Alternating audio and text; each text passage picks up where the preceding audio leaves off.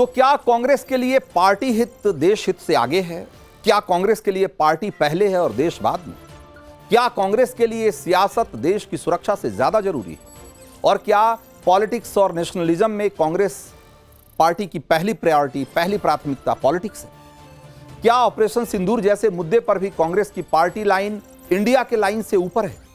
ये सवाल पहले भी उठते रहे, लेकिन अभी ये सवाल और तीखे हो गए। भारत में विदेश की छवि को लेकर कांग्रेस का स्टैंड क्या रहा है, ये राहुल गांधी के विदेशी दौरे से पहले ही ये क्लियर हो चुका है।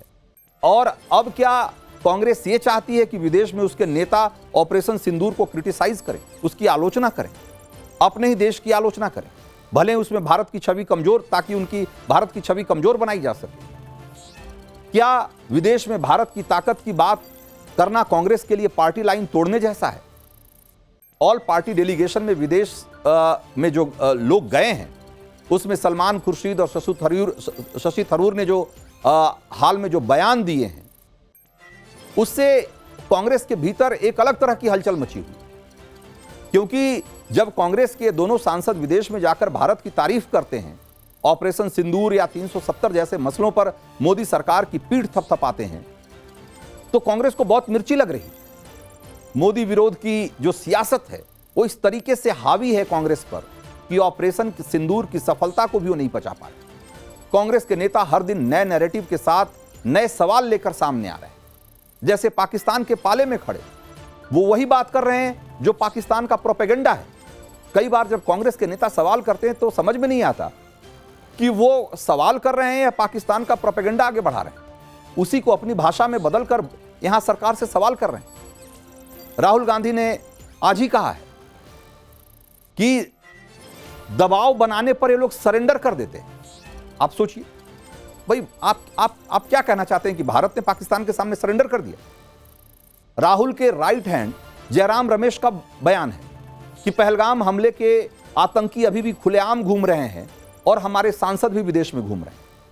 यानी कि आपने आतंकियों की तुलना अपने हमारे सांसदों से कर दी, और उसमें कांग्रेस के सांसद भी शामिल हैं। सरकार का ऑल पार्टी डेलीगेशन भेजना सिर्फ पब्लिक रिलेशन और ध्यान भटकाने की कोशिश है। आप सोचिए कि विदेश नीति में इतने बड़े इनिशिएटिव को, इतने बड़े पहल को आप ध्यान भटकाने की कोशिश कह रहे हैं।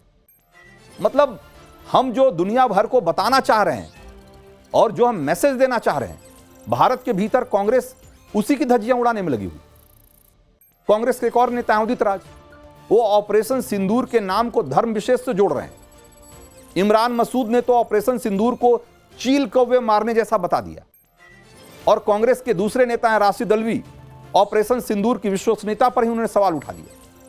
पार्टी लाइन के खिलाफ बोलने वाले नेताओं पर कार्रवाई की मांग कर रहे हैं राशिद अल्वी। आप सोचिए कि क्या हो रहा है आजकल कांग्रेस के भीतर। ऑपरेशन सिंदूर के पाकिस्तान के खिलाफ हुआ ऑपरेशन सिंदूर, लेकिन उसका आफ्टर इफेक्ट अब कांग्रेस में जैसे कि बम की तरफ फूट रहा है। बम फोड़ने वाले उनके अपने ही सांसद हैं।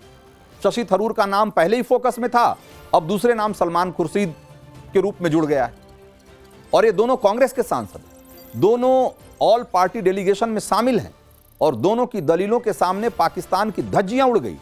लेकिन इधर देश के भीतर उनकी अपनी पार्टी नाराज हो गई कि अरे भाई, जाकर विदेश में जाकर के मोदी सरकार का इतना गुणगान और मोदी सरकार की इतनी पीठ थपथपाने की क्या जरूरत है? कांग्रेस के नेता एकदम तिलमिलाए हुए हैं, और वजह है उनका पार्टी की जगह राष्ट्र प्रथम वाला जो स्टैंड है कि भाई नेशन फर्स्ट, वो वाला स्टैंड कांग्रेस को रास नहीं आ रहा। भाई एक सवाल तो बनता ही है ना कि क्या विदेश में जाकर भारत की तारीफ करना गुनाह है क्या? और क्या यह जरूरी है कि हर वक्त पार्टी की लाइन पर ही बोला जाए?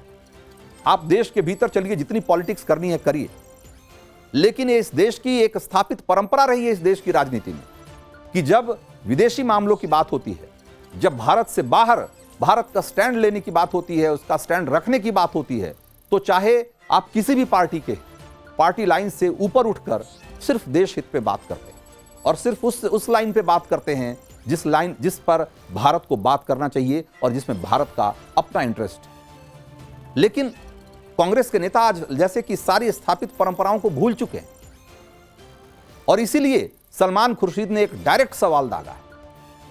उन्होंने पूछा है कि क्या देशभक्त होना इतना मुश्किल हो गया है? खुर्शीद के दूसरी स्ट्राइक है एक तरीके से कांग्रेस पर, अपनी पार्टी पे। इससे पहले वो आर्टिकल 370 पर भी ऐसा ही बयान दे चुके हैं, जिसे कांग्रेस नहीं पचा पाई।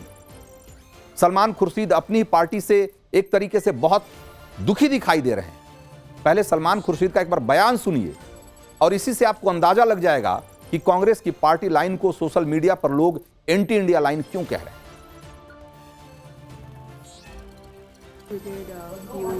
Minutes back, sir, that it is distressing that people at home are calculating political allegiance. What was it referencing to, sir? People keep saying, "What are you doing in a delegation where there are people from the BJP? What are you doing there?" Now, what are we doing here? We are doing here is what is needed for the country. No matter which party you're from, today what is needed is a single voice to speak in favor of the nation, and that's what we are doing here. And I think when I say, is it so difficult to be a patriot, that's the question that has to be asked of those who are putting out tweets and saying things that I believe are not very encouraging when you want to do something for the nation.